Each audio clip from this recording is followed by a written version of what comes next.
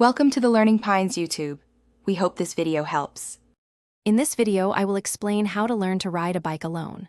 First, find a safe, open area, perhaps an empty parking lot or a quiet park path.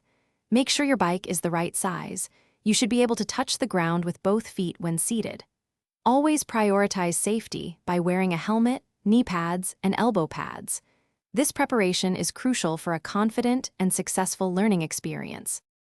Next, focus on developing your balance. You can remove the pedals or raise them out of the way to practice gliding. Push off with your feet, letting the bike roll, and try to keep your feet up for a few seconds. Remember to look forward, not down, as this helps immensely with stability.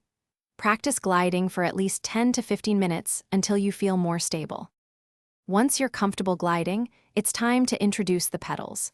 Start with one foot firmly on the ground and the other on a pedal in the 2 o'clock position. Push off with your grounded foot and quickly bring it to the other pedal, beginning to pedal smoothly.